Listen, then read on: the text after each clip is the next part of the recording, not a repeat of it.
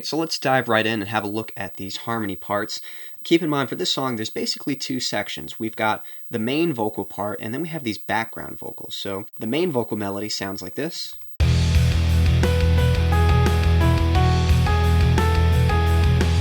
And then sort of echoing that we have this background vocal.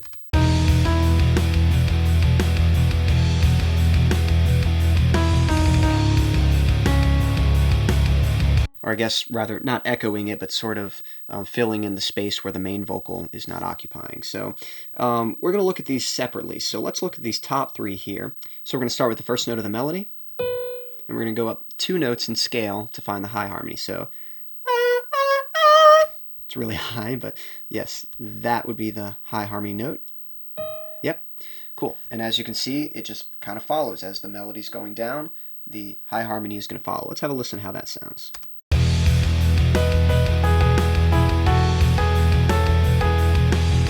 Alright, so that actually sounds pretty cool, but what's kind of interesting, this is one of those notes where you sort of have an option here.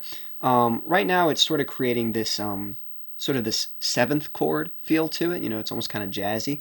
And I typically like the way that sounds, but if we wanted something that was a bit more structured, a bit more subtle with the music, we would move this up a step. So basically, whenever we have some kind of clash, and in this case I wouldn't even call it a bad clash, but a noticeable clash, for the high harmony you're always going to move up a step to fix that. So let's listen to what it sounds like now that we've moved that note up a step.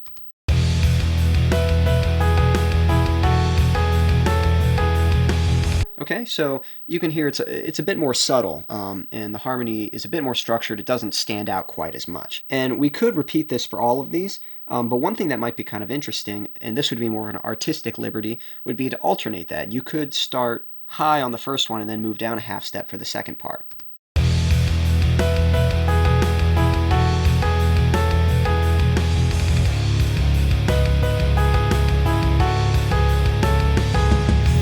Back up high again. So you could kind of alternate.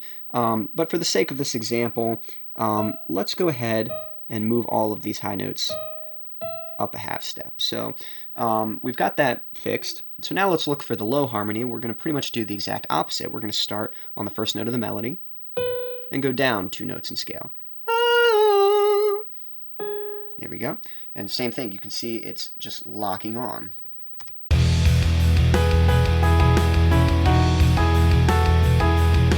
Alright, so it was almost good, but there was a little clash in there, this chord right here. So if you ever hear a clash in the low harmony, you just take that note and move it down to the next step.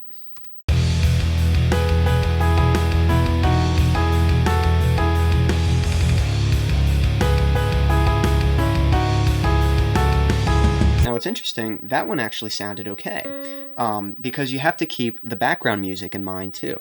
The chord changed, and for that next chord, this note actually worked. Even though it clashed with the first chord and the second chord, it fit better, so we don't need to move it in that case. So that note's sort of alternating each time, just to fit better with the background music.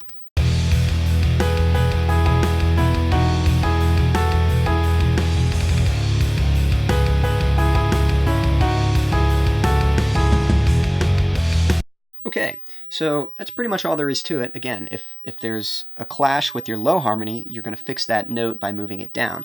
If there's a clash with your high harmony, you fix the note by moving it up.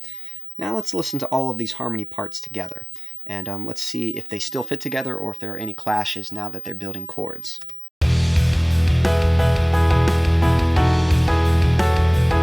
So did you hear that? There was something weird going on here. Yep, right there is a diminished chord.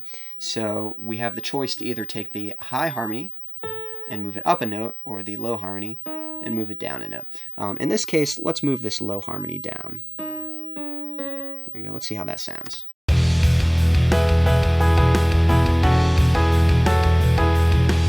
Pretty good to me. Let's listen to the next section, see how that pans out. We've got that diminished chord again, so let's move that down.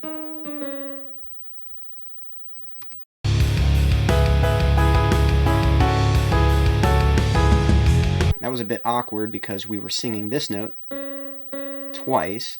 So let's take the note before and let's move that down. Okay, let's see how that works.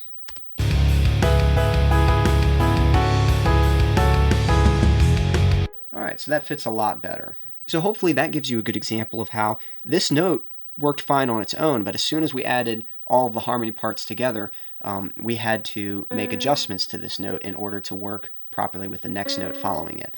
And yeah, but this vocal pattern pretty much just repeats for the whole section, but it sounds like we've got it fixed now. Let's have a listen.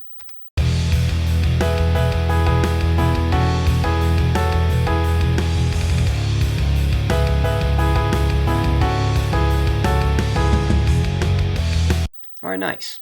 So let's have a look at the background vocals. So for these background vocals, let's have a listen to the melody with the high harmony.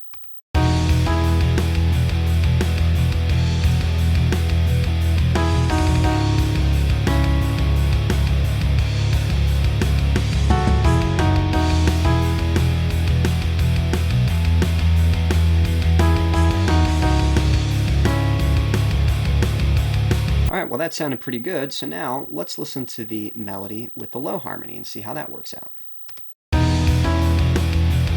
Right off the bat, there's a bit of a clash there, and I'll explain what's going on. So the way this melody is written, it puts the low harmony in a position where it's hovering around the fifth of the chord being played underneath. So what I mean by that is the music is playing an E major chord during this section, and the fifth of an E major is a B note.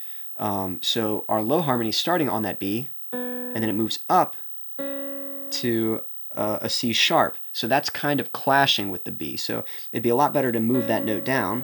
Remember, low harmony notes that clash, we're going to move them down. So let's move it down. Now it's on that B, so it's going to fit in nicely with the E major chord.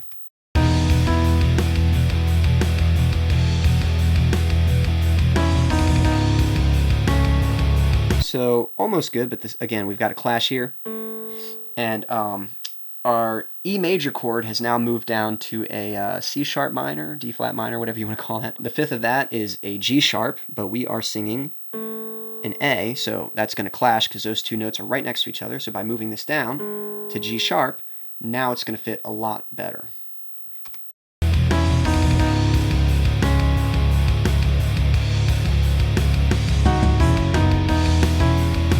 Same thing here, that note needs to be moved back down to fit.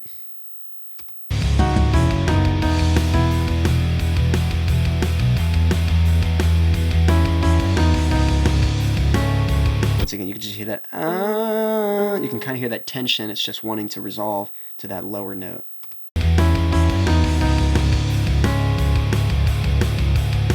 All right, cool, so we got that worked out. Now let's listen to all of those parts together and make sure they work together.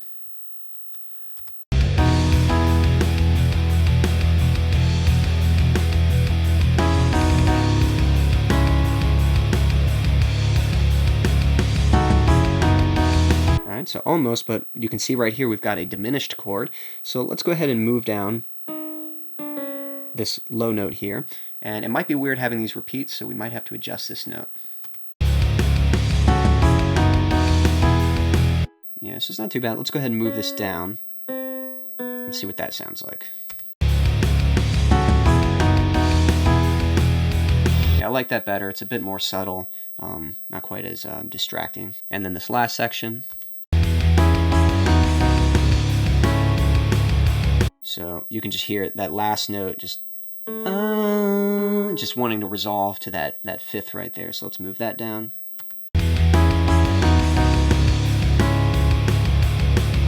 There we go, much better. And one more time from the top.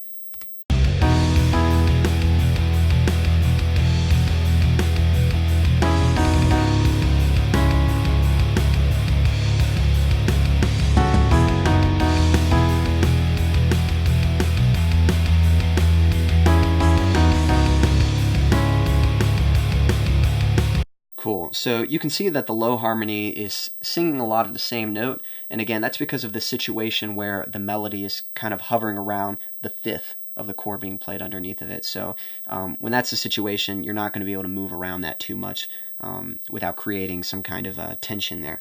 And then because of the arrangement of this, you don't really have to play them all together and worry about them clashing, because these are two separate parts. You've got the backup vocal singing, and then the main vocal comes in. So you can play them all together just to hear what they sound like, but there's no need to worry about changing notes around.